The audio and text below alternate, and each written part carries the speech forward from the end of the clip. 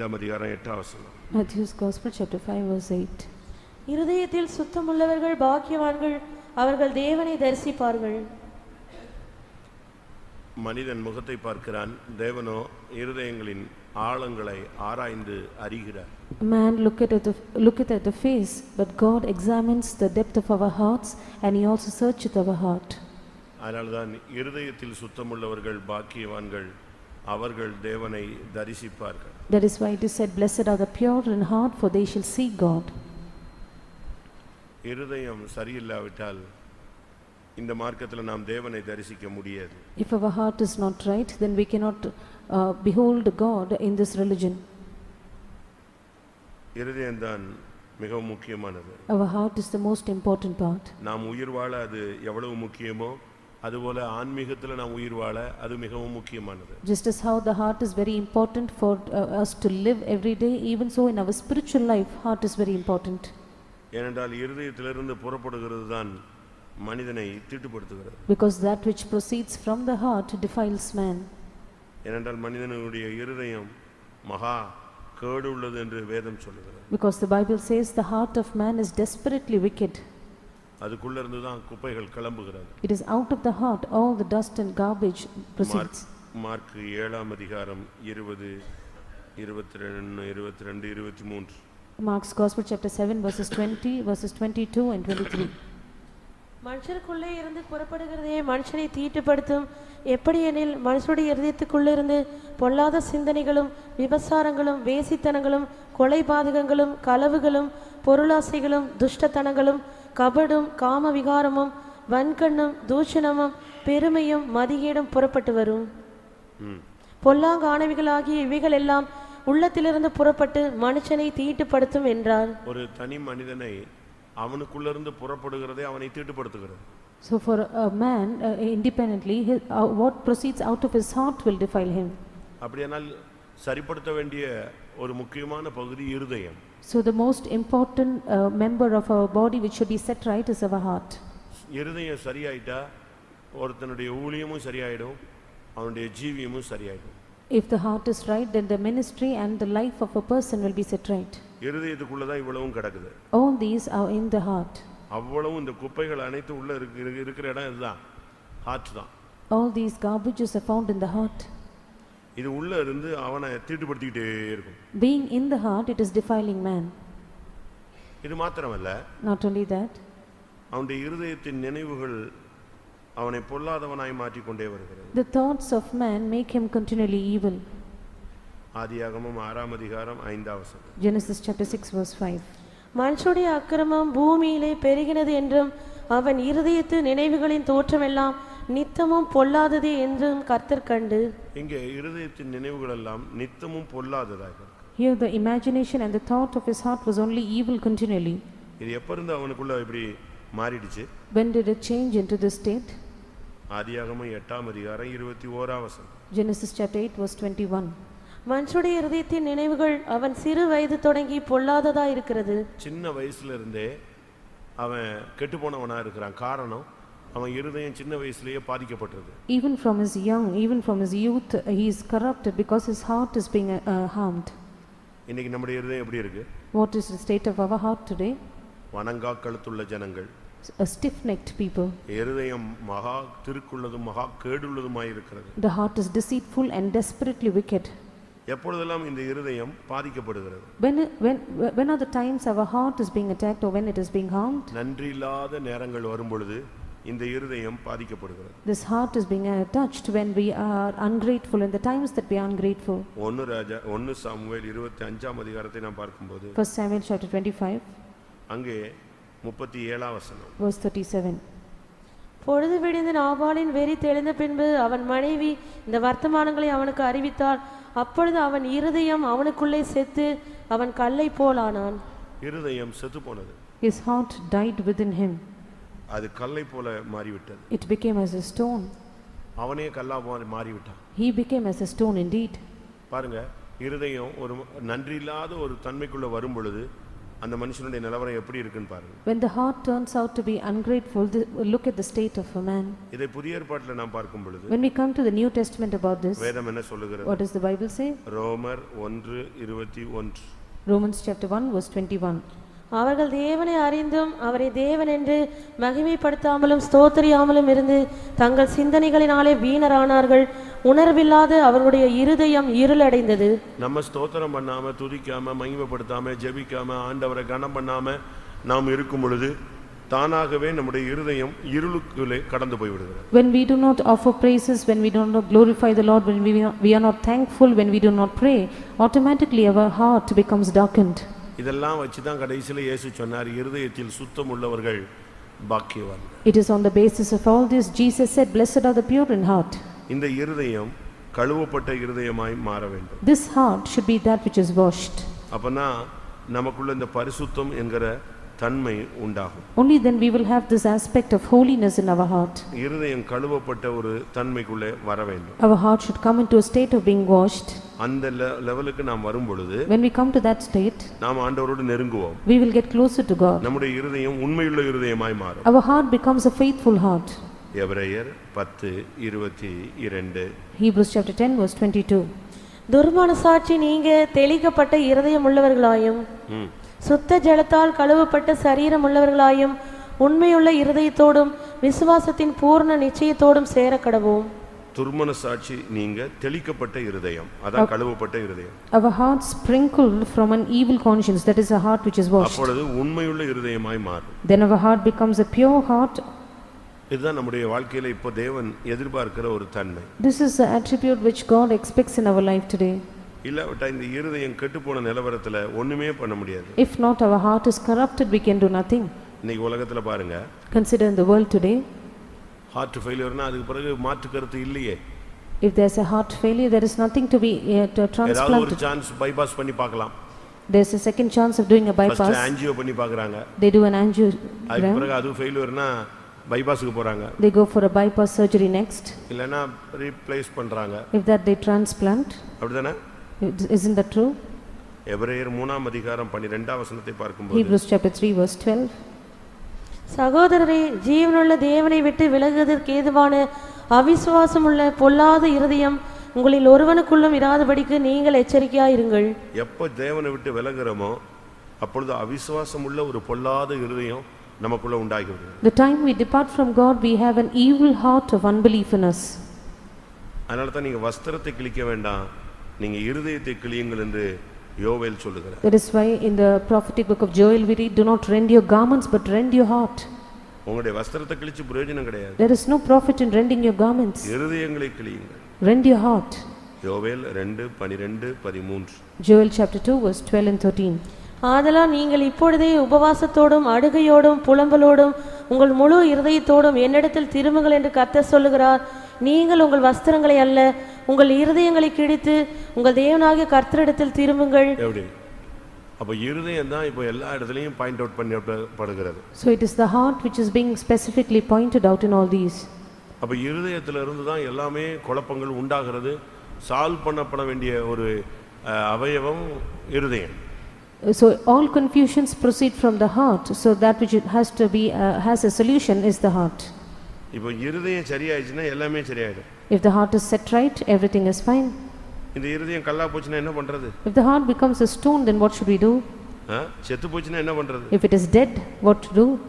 ஒண்ணுமே பண்ண முடியாது. We can do nothing. அதுக்கு தான் இந்த சுத்திரிப்பு கூட்டங்கள் வாயிலாக ஹார்ட்டை மறுபடியும் பீட் பண்ண வைக்க போறோம். That is why through the sanctification meetings we are going to make the heart beat again. மறுபடியும் உன்னுடைய இருதயம் இயங்கணும். Your heart should start to work again. மறுபடியும் அது தேவனுடைய நாமத்துல துடிக்கணும். It should start to beat in the name of the Lord. இல்லாவிட்டா உங்க இருதயம் அப்படியே கெட்டு போய் நீங்க தேவனை விட்டு விலகி பொருளாசையை பின்பற்ற ஆரம்பிச்சிருவீங்க. If not, your heart will be corrupted, you will depart from God and you will follow after covetousness. Ezekiel 33:31. Ezekiel chapter 33 verse 31. ஜனங்கள் கூடி வருகிற வழக்கத்தின்படி உன்னிடத்தில் வந்து உனக்கு முன்பாக என் ஜனங்கள் போல் உட்கார்ந்து உன் வார்த்தைகளை கேட்கிறார்கள். ஆனாலும் அவர்கள் அவைகளின்படி செய்கிறதில்லை. அவர்கள் தங்கள் வாயினாலே இன்பமாய் பேசுகிறார்கள், அவர்கள் இருதயமோ பொருளாசையை பின்பற்றி போகிறது.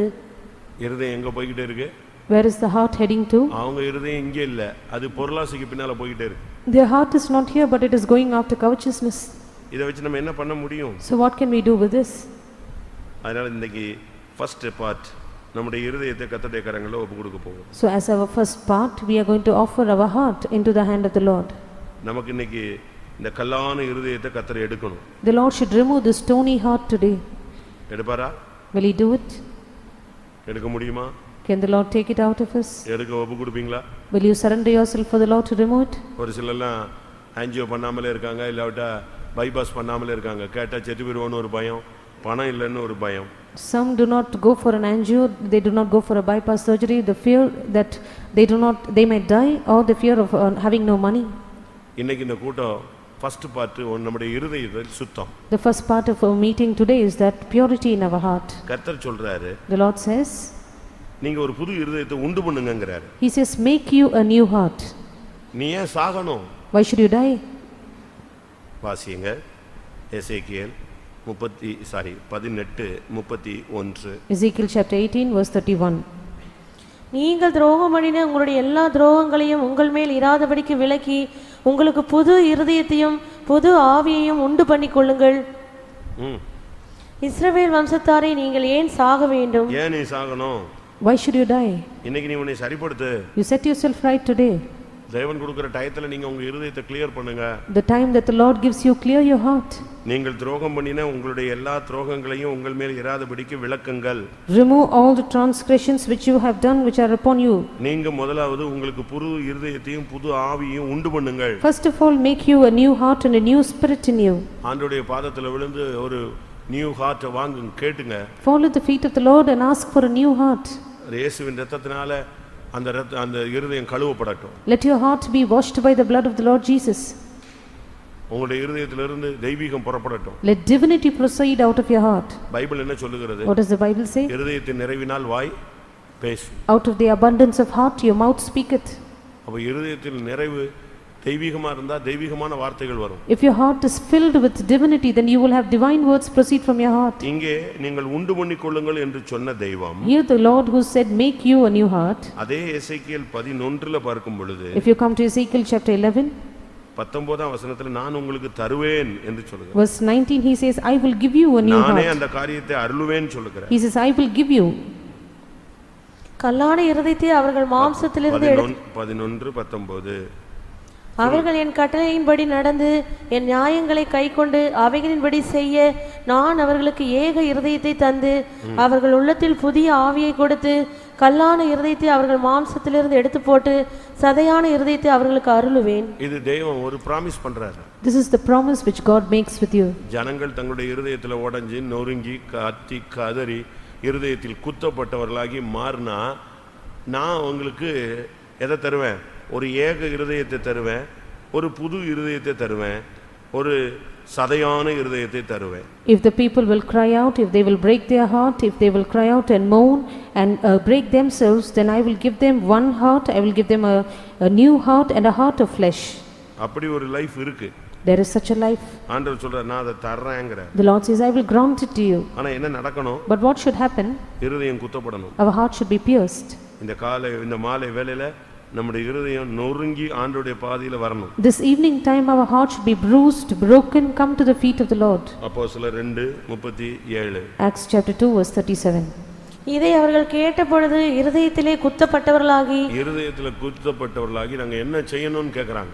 When they heard this, they were pricked in their heart and they said, what should we do? பாவம் மன்னிக்கப்பட என்ன செய்யணும்? What should we do for our sins to be forgiven? பரிசுத்தமாக்கப்பட என்ன செய்யணும்? What should we do for our sanctification?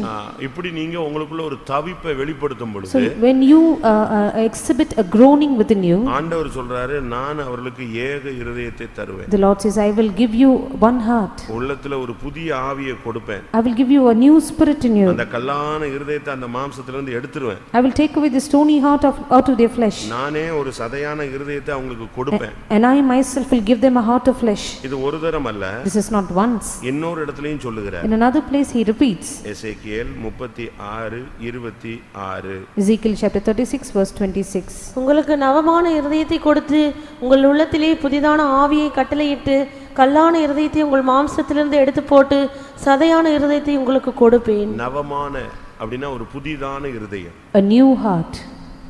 பாருங்க இங்க ஆண்டவர் சொல்றார் நான் செய்றேங்கறார். Here the Lord says I will do it. நான் கொடுக்கிறேன் உனக்கு. I will grant you. எப்படி கொடுப்பேன்? How will I give it to you? 25 verse 25. அப்பொழுது நான் உங்கள் மேல் சுத்தமான ஜலம் தெளிப்பேன்.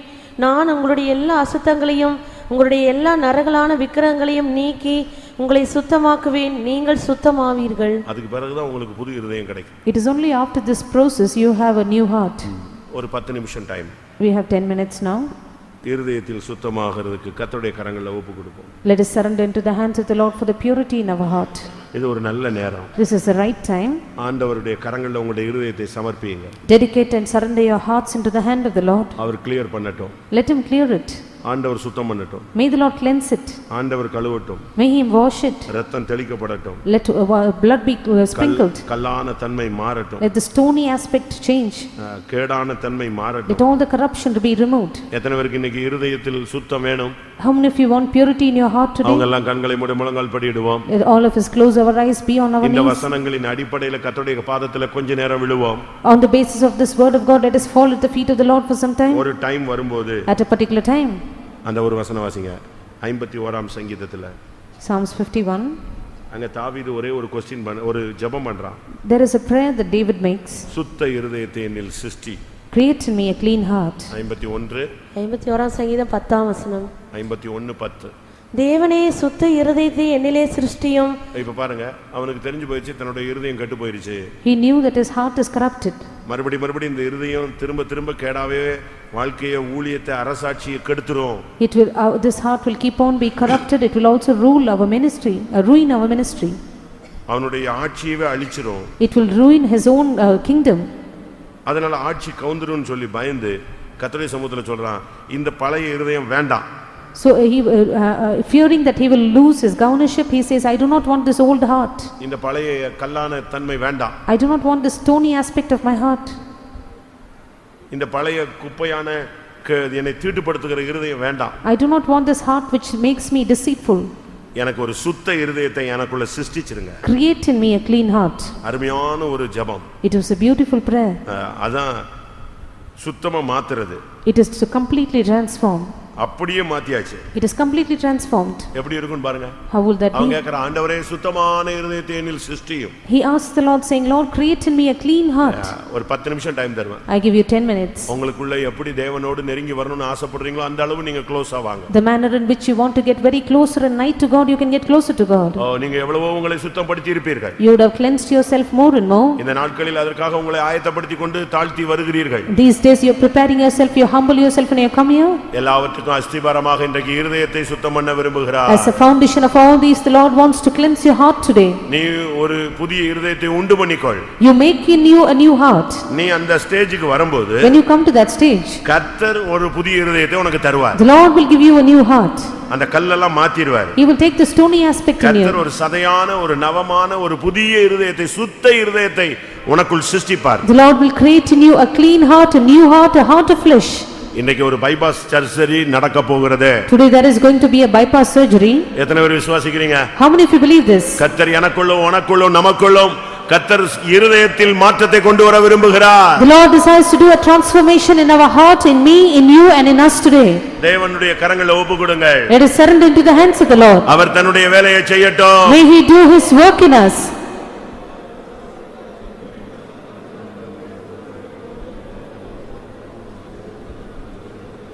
வாயை திறங்க, போராடுங்க. டைம் நமக்கு ஒவ்வொரு செகண்டும் அப்படி தெய்வம் கொடுத்த ஒரு சரியான சான்ஸ் அது. ஹல்லேலூயா, ஹல்லேலூயா, ஹல்லேலூயா. ஆமென், ஆமென், ஆமென், ஆமென். கெட்டுப்போன, கேடான, கல்லான, இருளடைந்த, செத்துப்போன தன்மைகள் மாறட்டும்.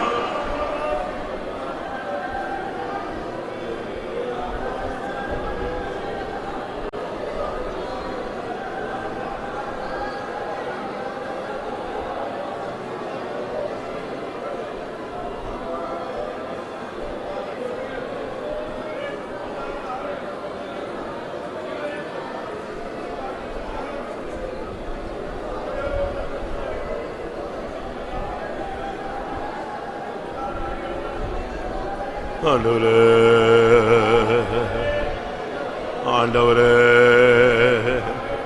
நீர் எங்களை பரிசுத்தமாக்குகிற கர்த்தர். இருதயத்தில் சுத்தமுள்ளவர்கள் தேவனை தரிசிப்பார்கள்.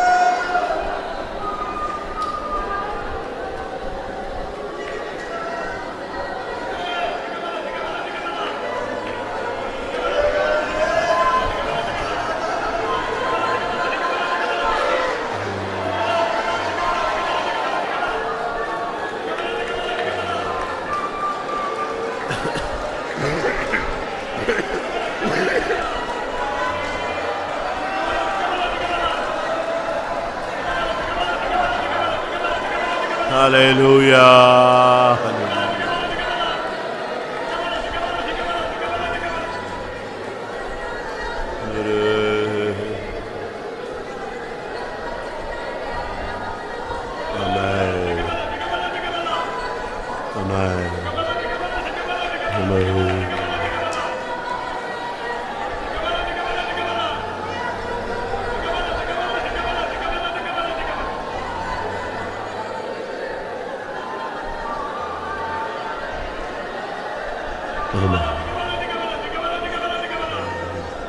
கல்லாம் என் இருதயம் மாற்றி சதையான இருதயம் தாரும். கல்லாம் என் இருதயம் மாற்றி சதையான இருதயம் தாரும்.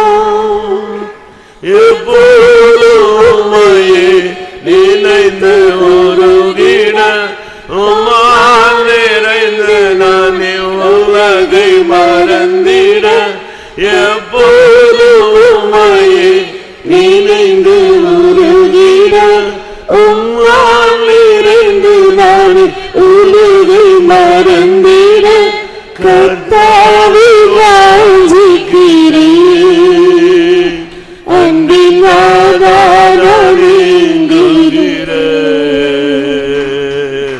கர்த்தாவே வாஞ்சிக்கிறேன், அன்பின் ஆதாரமேங்குகிறேன்.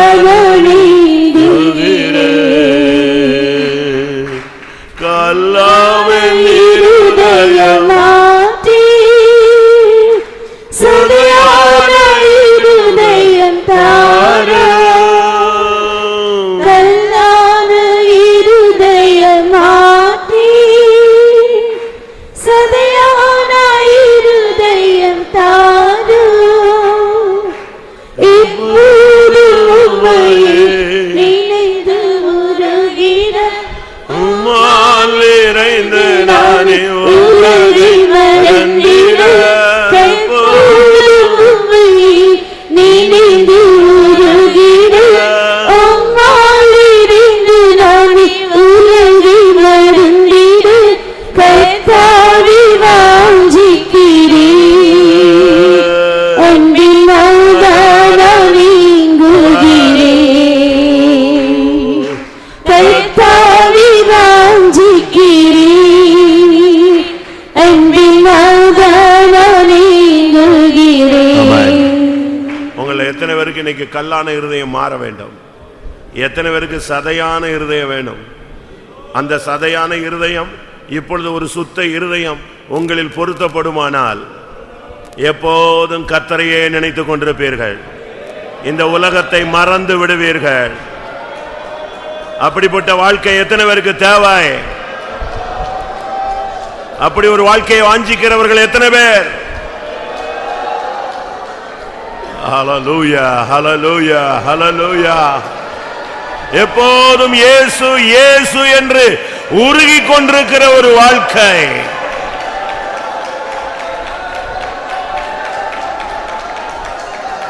உலகை மறக்கும் ஒரு வாழ்க்கை.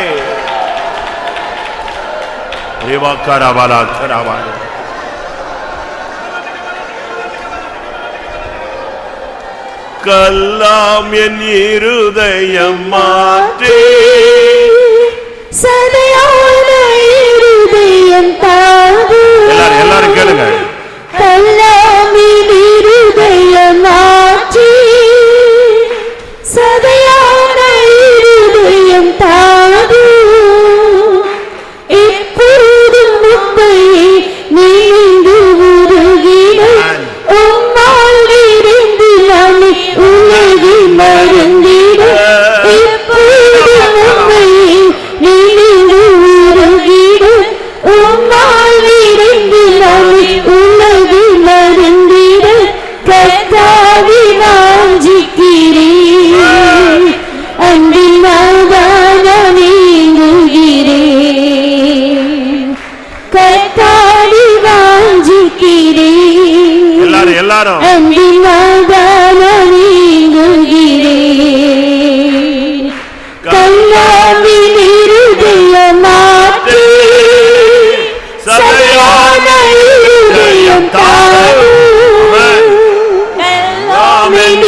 இருதயமாற்றி சதையான இருதயம் தாரு இப்போது உம்மையே நினைந்து உருகிறேன் உம்மால் இருந்து நான் உலகை மறந்திட இப்போது உம்மையே நினைந்து உருகிறேன் உம்மால் இருந்து நான் உலகை மறந்திட கர்த்தாவை வாஞ்சிக்கிறேன் அன்பினால் நான் நீங்குகிறேன் கர்த்தாவை வாஞ்சிக்கிறேன் அன்பினால் நான் நீங்குகிறேன் எப்போது உம்மையே நினைந்து உருகிறேன் உம்மால் இருந்து நான் உலகை மறந்திட இப்போது உம்மையே நினைந்து உருகிறேன் உம்மால் இருந்து நான் உலகை மறந்திட கர்த்தாவை வாஞ்சிக்கிறேன் அன்பினால் நீங்குகிறேன் கர்த்தாவை வாஞ்சிக்கிறேன் அன்பினால் நீங்குகிறேன் கர்த்தாவை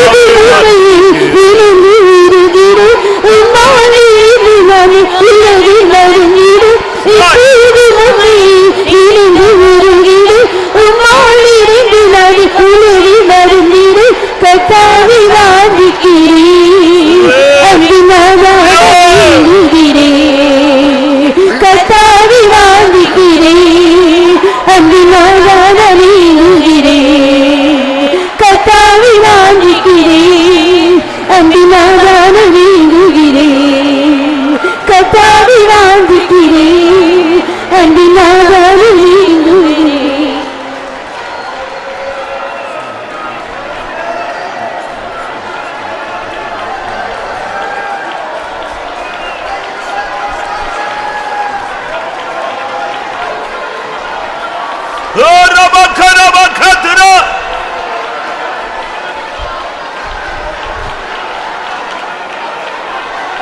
ஹல்லேலூயா ஹல்லேலூயா ஹல்லேலூயா இபானா வாராபானா.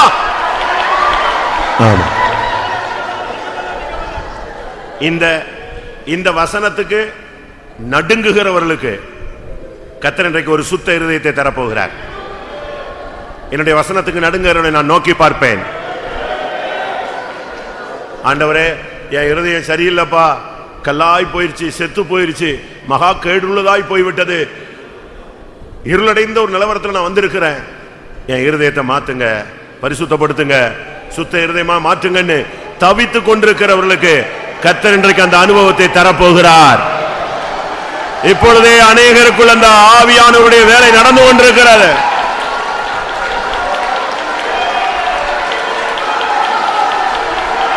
இயேசுவின் நாமத்தில்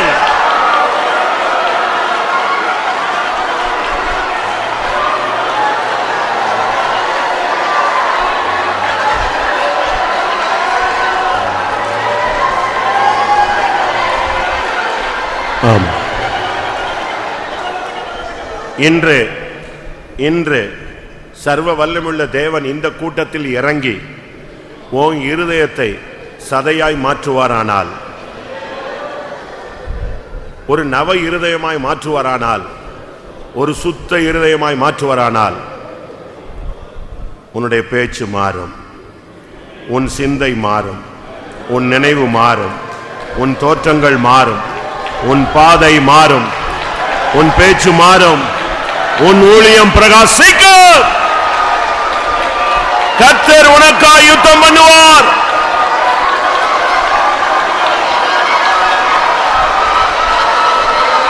குரானியார் ஏத்னபால வக்கரா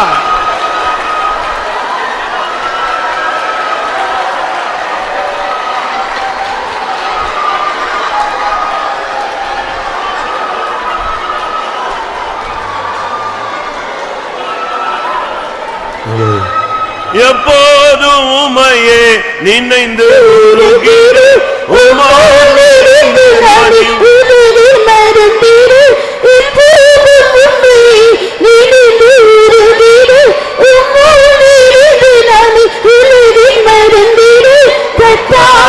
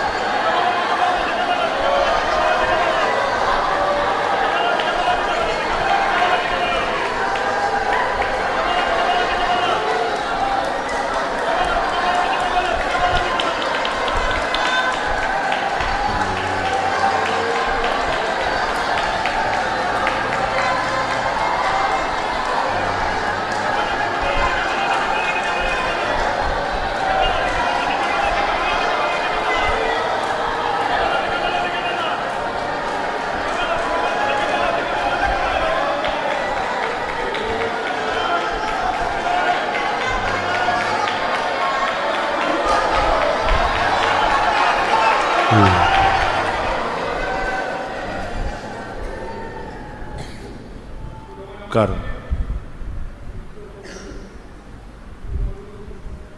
கர்த்தருடைய பரிசுத்த நாமத்துக்கு மகிமை உண்டாவதாக. Glory be unto the holy name of the Lord. 2 Samuel 3ஆம் அதிகாரம் 3ஆம் வசனம். 2 Samuel chapter 3 verse 3. நாபாலின் மனைவியாயிருந்த கர்மேல் ஊராளான அபிகாயிலிடத்திலே பிறந்த கீலேயாப் அவருடைய 2ஆம் குமாரன். 3ஆம் குமாரன் கேசூரின் ராஜாவான தல்மாய் குமாரத்தியாகிய மாக்கால் பெற்ற அப்சலோம் என்பவன். இங்கே தாவீதினுடைய 3வது குமாரன் அப்சலோமை பற்றி சொல்லியிருக்கிறார். Here it is mentioned about Absalom, who is the 3rd son of David. இவன் ஒரு இஸ்ரவேலன் அல்ல. He was not an Israelite. இவன் கேசூரின் வம்சத்தைச் சேர்ந்தவன். He belonged to the generation of Geshur. கேசூரின் ராஜாவாகிய தல்மாயின் குமாரத்தியாகிய மாக்காள் பெற்ற Absalom. He was the 3rd Absalom, the son of Maacah, the daughter of Talmai, king of Geshur. ஒரு அந்நியன்.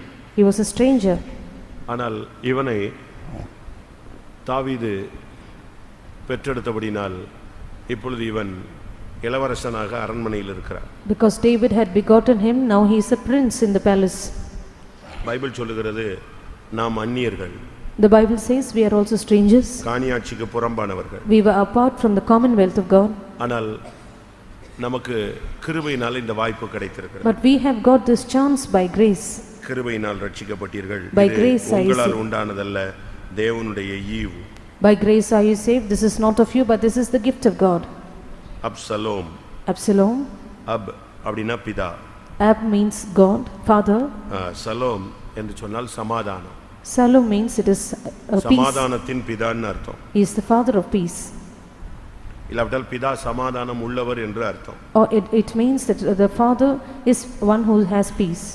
கிறிஸ்தவ வாழ்க்கையில சமாதானம் தான் மிகவும் முக்கியமானது. In our Christian life, peace is very important.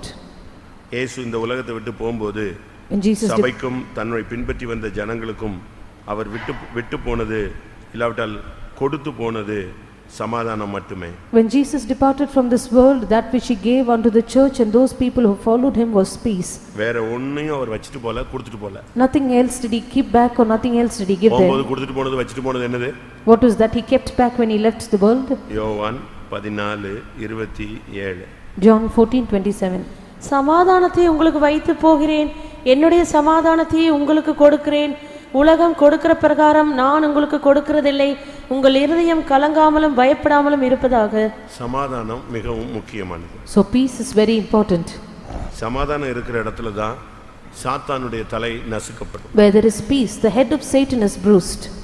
சமாதானம் இல்லாட்டா சாத்தான் அங்க தலை விரிச்சு ஆடுவான். If there is no peace, then Satan will dance his own. ஆனா எங்க சமாதானம் இருக்கோ அங்கே சாத்தானுடைய தலை நசுக்கப்படும். Wherever there is peace, the head of Satan is bruised. வாசிங்க. சமாதானத்தின் தேவன். ரோமர் 16ஆம் அதிகாரம் 20ஆம் வசனம்.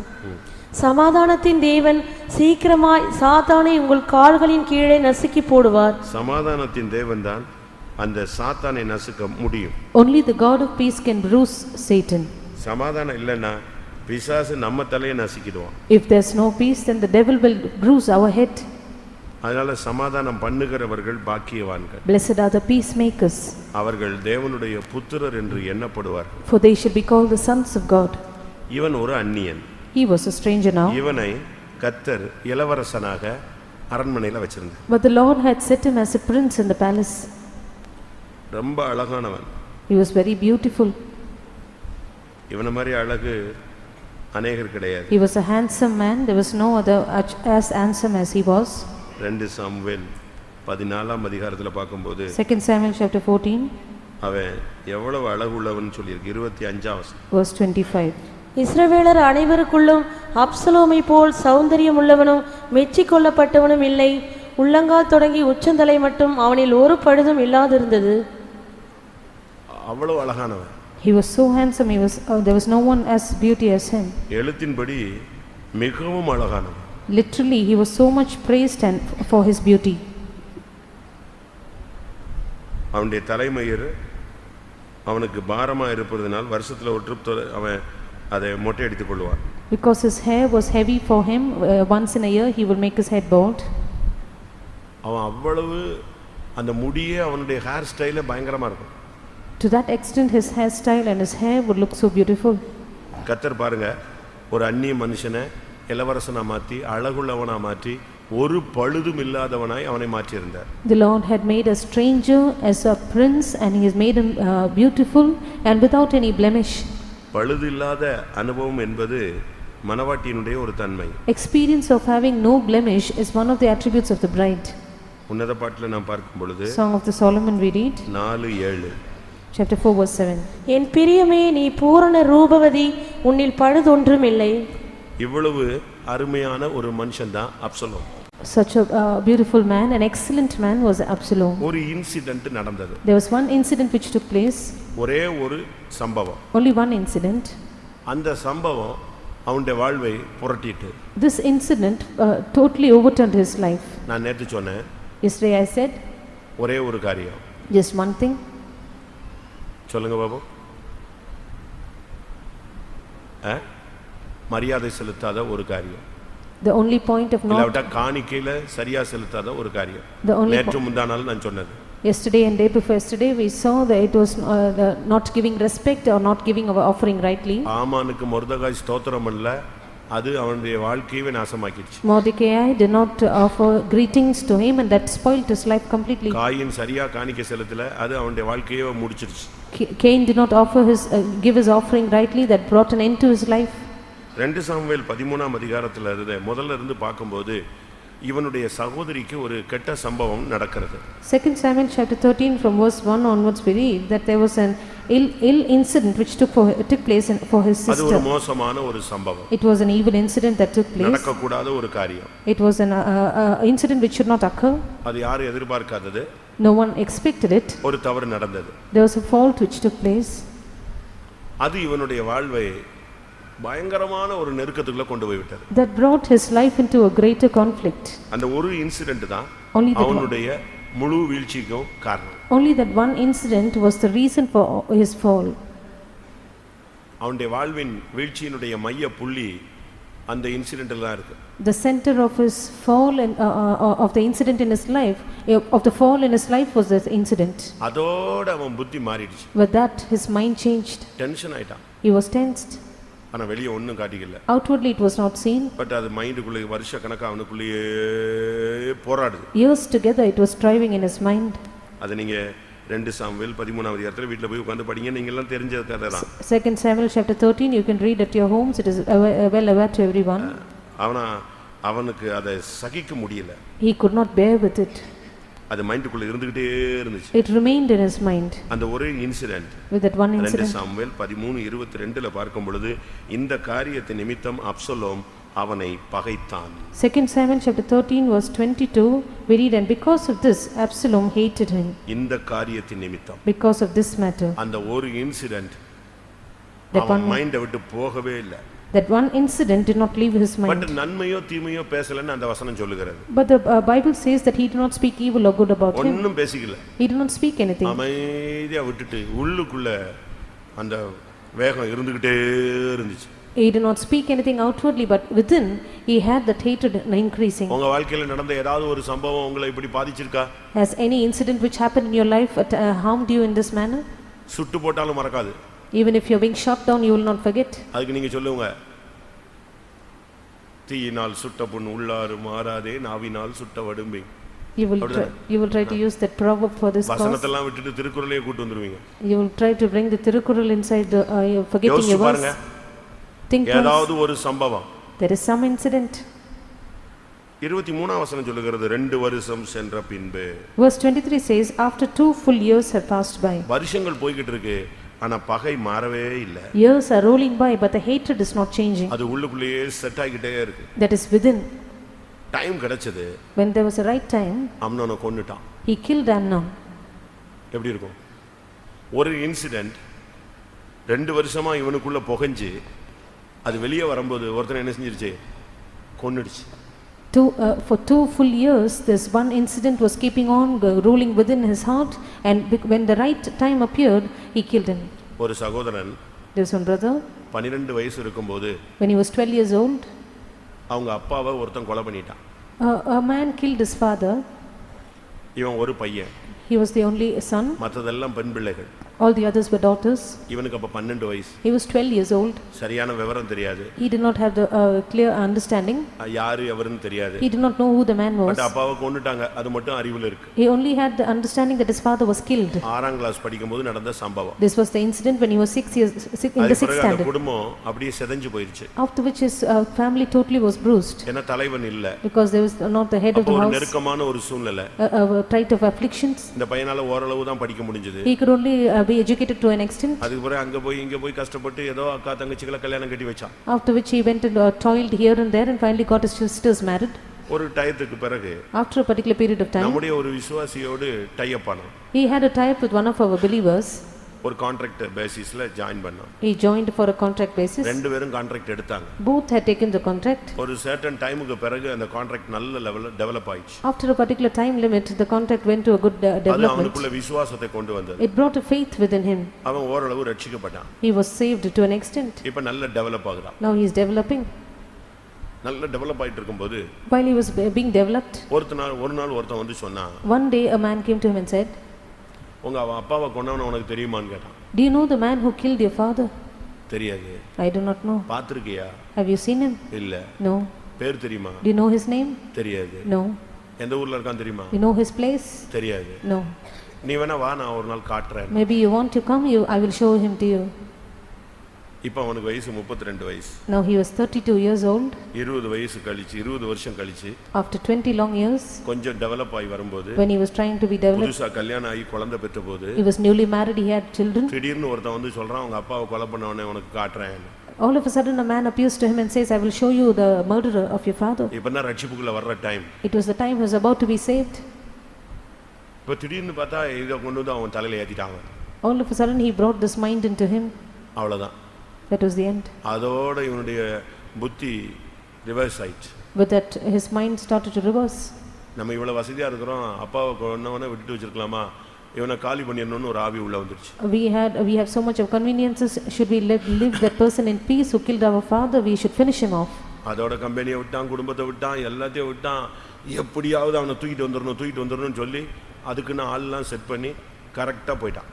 He wanted to somehow catch hold of that man, therefore he left his company, his family and everything, and he set up people in order to catch hold of the man. அதுக்குன்னு பையங்களை ready பண்ணான். He also set up the boys. அதுக்குன்னு கார்லாம் ready பண்ணான். He made up a அதுக்குன்னு vehicle. பணம் ready பண்ணான். He also prepared money. அதுக்குன்னு ஆட்கள் எல்லாம் அவனை எப்படி கொண்டு வரணும்ங்கற ஆள்லாம் ரெடி பண்ணான். He also prepared the way in which he should be brought. அந்த ஆளுக்கு இவனும் தெரியாது. That man did not know him. அந்த குறிக்கப்பட்ட ஆளுக்கு இவனை யாருன்னே தெரியாது. The particular man did not know who he was. ஏன்னா அப்ப இவன் குட்டி பையன். Because he was a small boy. ஆனா பட் அவன் லேண்ட் புரோக்கரா இருக்கான். But he was a land broker. அதனால இன்னொரு இடத்துல ஒரு இடம் வேணும் அப்படினு சொல்லி ஒரு ஆள் மூலமா அவனை ஒரு காட்டுக்குள்ள இந்த இடத்தை காட்றதுக்கு கொண்டு வராங்க. So he was brought under the statement that he had to show a land for a person, and he was brought to a forest area. 20 வருஷம் கழிச்சு அப்பாவை கொன்னவனை அந்த லேண்ட்ல வச்சு ரெண்டு பேரும் நேரடியா சந்திச்சான். On that land he met the person, the murderer of his father, directly after 20 long years. கூட்டி வந்தால் இன்ட்ரோ듀ce பண்ணார். இவர்தான் இடத்தை வாங்க போறாரு. The person who brought him said, "This is the man who is going to purchase your land." இவர்தான் owner. He is the owner. வாங்க போற ஓனர் இவர்தான். This is the owner of the land. இவர்தான் லேண்டுக்கு புரோக்கர் அப்படினு ரெண்டு பேரும். He introduced the other one saying he is the land broker. ரெண்டு பேரும் ஷேக் ஹேண்ட் பண்ணிட்டாங்க. They shook their hands. அடுத்த 10 நிமிஷத்துல அவனை காலி பண்ணிட்டான். Very 10 minutes he finished him off. அப்படியே எல்லாம் குரூப்பா போறாங்க அந்த இடத்தை பாக்குது. They all went in as a group to see the land. இவனுக்குள்ள அந்த ஆவி வருது, கொலைகார ஆவி. The spirit of murder was working in him. அவ்வளவுதான், சுத்தி நின்னு வெட்டிட்டாங்க, கொன்னுட்டாங்க. They all compassed him and they slew him, killed him. இது ஒரு ஆவி. This is a spirit உள்ளுக்குள்ள இருக்கும், which is within. சமயம் வரும் பொழுது உயிர் அடையும். At the appropriate time it will receive life. இந்த ஜென்ம சுபாவம் உள்ளுக்குள்ள இருக்கும். This sensual nature is within. Time வரும் பொழுது அது வெளிய வரும். அது வரைக்கும் அது அப்படியே பம்மிக்கிட்டே இருக்கும். At the appropriate time it will show its head. Until then it will keep on silent. உனக்குள்ளேயும் இருக்கு, எனக்குள்ளேயும் இருக்கு. It is within you and me. அது வரும் பொழுது தான் வரும். இல்லனா மத்த நேரத்துல அட்டகாசமா அமைதியா இருக்கும். Only at the appropriate time it will have its life, otherwise it is 2 வருஷம் silent. கம்முன்னு இருந்தான். 2 long years he was silent. சரியான டைம் வந்துச்சு. At the right time, கரெக்ட்டா டைம் பார்த்து அவனை கொலை பண்ணிட்டான். at the right time he killed him. ஒரு இன்சிடென்ட், தன்னுடைய தங்கச்சிக்கு நடந்த ஒரு சம்பவம் அவனை இப்பொழுது முதலாவது கொலைகாரனாக மாற்றினது. One incident, that is the incident in the life of his sister, now made him a murderer. யோசிச்சு பாருங்க. Just imagine. இப்ப அவன் கொலைகாரனா மாறிட்டான். Now he stands a murderer. இப்ப நடந்தது என்ன? Now what happened then? 2 Samuel 13:38ல மறுபடியும் கேசூருக்கு போய் விட்டான். 2 Samuel chapter 13 verse 38 we read, he returned to Geshur again. வாசி. அப்பொழுது அப்சலோம் கேசூருக்கு ஓடி போய் அங்கே 3 வருஷம் இருந்தான். 2 வருஷம் வெயிட் பண்ணி அவனை கொன்னான். 2 years he waited and he killed him. 2 வருஷம் நாசமா போச்சு. 2 years was lost. இப்ப அடுத்து 3 வருஷம் எங்க போய் ஒளிஞ்சாச்சு? திரும்பவும் கேசூர்ல போய் உட்கார்ந்துட்டான். Now 3 years he is hiding at Geshur. இப்ப அடுத்த 3 வருஷம் ஒண்ணுமே இல்ல. So next 3 years is nothing. பழைய நிலவரம். The old state. இது எதுக்கு ஒப்பிடலாம்? What can we find typical to? ஆராதனைக்கு போவதை காண்பிக்கிறது. Returning to idolatry. மறுபடியும் விபச்சாரத்துக்குள்ள போறதை காண்பிக்கிறது. Returning to fornication. மறுபடியும் ஜென்ம சுபாவத்துக்குள்ள போறதை காண்பிக்கிறது. Returning to our sensual nature. பின்மாற்றத்துக்குள்ள போறதை காண்பிக்கிறது. Getting into a backslidden state. இல்ல விபச்சாரத்துக்குள்ள போறதை காண்பிக்கிறது. Getting back to adultery. இல்ல பாவ உறவுக்கு மறுபடியும் புதுப்பிக்கப்படுகிறது. Or a sinful relationship are once again renewed. திரும்பவும் கேசூருக்கு எங்க பிறந்தானோ அங்க போய்ட்டான் பாருங்க. He fled back to Geshur where he was born. இவன் கேசூர் வம்சத்தான். He was the seed, a generation of Geshur. இப்ப அங்க போய் ஒரு 3 வருஷம். Now he spends 3 years there. இப்படி தான் ஆவிக்குரிய வாழ்க்கையில பகையிலயும் துக்கத்திலயும் ஜென்ம சுபாவத்திலயும் நம்முடைய வருடங்கள் போய் கொண்டே இருக்கிறது.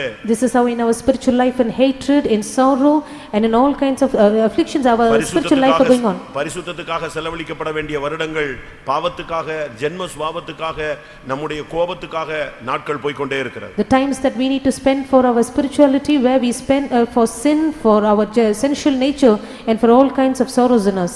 இப்ப திரும்பி வரலாம். Let us return. இப்ப திரும்பி வரணும்னு அவனுக்கு ஆசை வந்துச்சு. Now he has a desire to return. இப்ப திரும்ப வந்துறான். Now he is returning. யோவாப் மூலமா எப்படியோ உள்ள வந்து திரும்பி உள்ள வந்துட்டான். He catches hold of Joab and he somehow enters back into his kingdom. Absalom யோவாபை ராஜாவினிடத்தில் அனுப்பும்படி அழைப்பித்தான். எப்படியோ 2 வருஷம் திரும்பி வந்துட்டான். 14ஆம் அதிகாரம் 28ஆம் வசனம். 14 verse 28. அப்சலோம் ராஜாவின் முகத்தை காணாமலே 2 வருஷம் எருசலேமிலே குடியிருந்தான். அவ்வளவுதான். இப்ப திரும்பி வந்துட்டான். திருப்பி வந்து 2 வருஷம் எங்க போல? ராஜாவை பார்க்கவே போல. Now he is returned, but now after returning for 2 long years he did not look at the face of the இப்ப king. தகப்பனோட உள்ள ஐக்கியம் சுத்தமா போயிடுச்சு. He is completely lost his connection with his father. இப்ப அடுத்த 2 வருஷம். Next 2 years. முதல்ல 2 வருஷம் கோபத்துல போச்சு. 2 years in anger. 3 வருஷம் கேசூர்ல போச்சு. 3 years in Geshur. இப்ப எருசலேமுக்கு வந்துட்டான். He returned to Jerusalem. 2 வருஷம் யார் முகத்துல முழிக்கல? தகப்பன் முகத்திலேயே முழிக்கல. After having come to Jerusalem he did not look at the face of his father for 2 years. இப்படி ஒரு 2 years போகுது. 7 years போகுது. So 7 years have passed by now. இப்ப நம்முடைய வருஷங்கள்லாம் எப்படி போகுதுன்னு பாருங்க. How our years are passing, you can imagine. யோசிச்சு பாருங்க. You can consider them.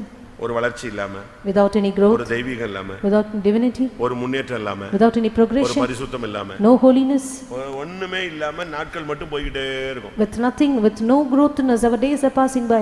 நாட்களை பயன்படுத்திக் கொள்ளுங்கள், பிரயோஜனப்படுத்திக் கொள்ளுங்கள் என்று வேதம் சொல்லுகிறது. The Bible says redeeming the time.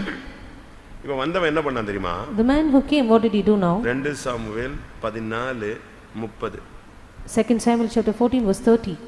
அப்பொழுது அவன் தன் வேலைக்காரரை பார்த்து, இதோ என் நிலத்திற்கு அருகே யோவாபின் நிலம் இருக்கிறது, அதிலே அவனுக்கு வார்கோதுமை விளைந்திருக்கிறது, நீங்கள் போய் அதை தீ கொளுத்தி போடுங்கள் என்றார். அப்படியே அப்சலோமின் வேலைக்காரர் அந்த நிலத்தை தீ கொளுத்தி போட்டார்கள். மற்றவருடைய விளைச்சலை இப்ப கெடுக்கிறான்.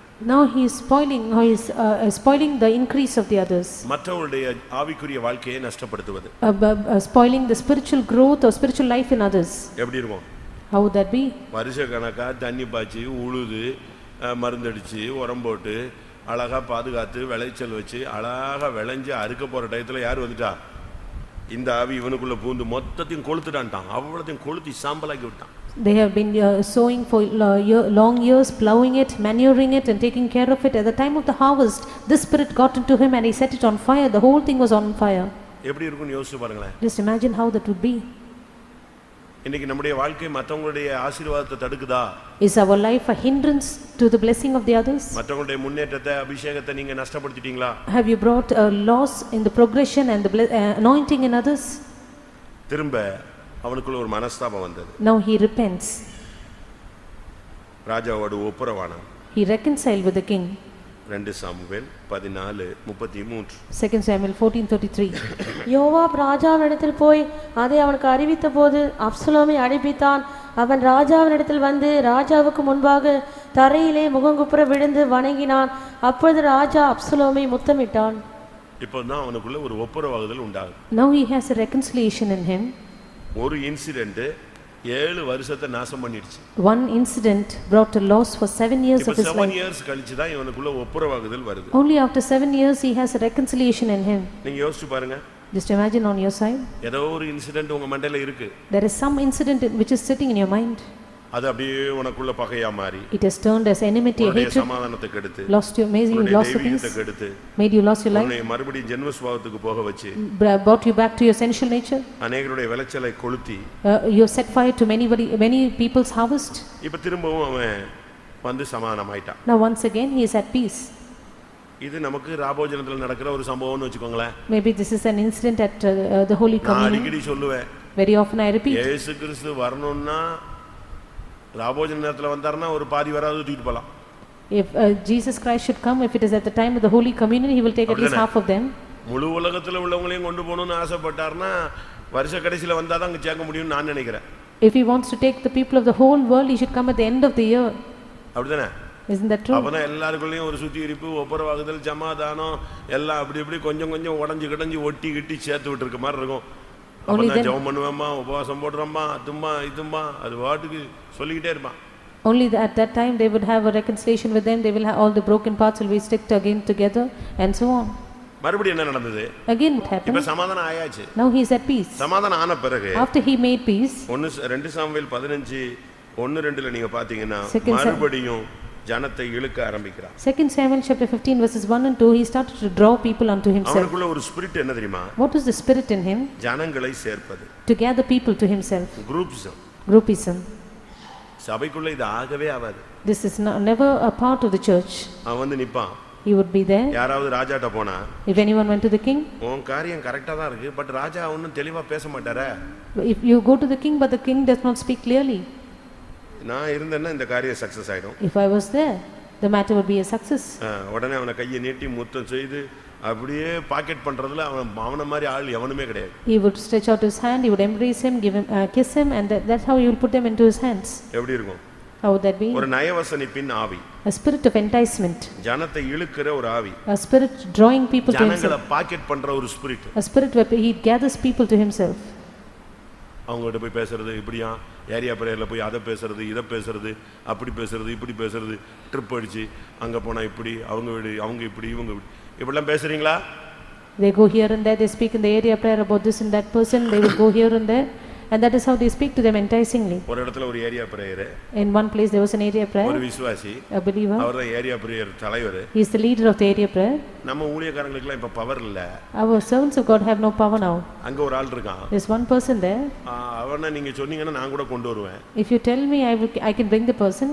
எந்த வீட்ல செய்வன இருந்தாலும் உடனே எடுத்துறாரு. He will immediately remove any kind of witchcraft, sorcery in any place. ஆனா கொஞ்சம் காசு மட்டும் அதிகமா செலவழியும். But we need to pay him a lot. எப்படி? ஏரியா பிரேயருக்கு அனுப்புனா சேல்ஸ் ரெப்ரசன்டேட்டிவா அவனை அனுப்புனேன் நானு.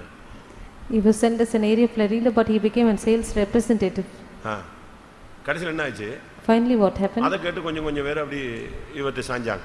Some people heard his words and they took his side. அது கடைசில ஒரு பெரிய பிரச்சனையாயி நான் அசிஸ்டன்ட் பாஸ்டர் இருக்கும்போது என்கிட்ட வந்துச்சு. Finally it bloated up to be a big problem and it came to me when I was the assistant pastor. இவங்க கூட்டி வந்த ஆள் யார் தெரியுமா? You know who was brought there? நம்ம ஊழியத்தை விட்டு போனவன். A person who left our ministry.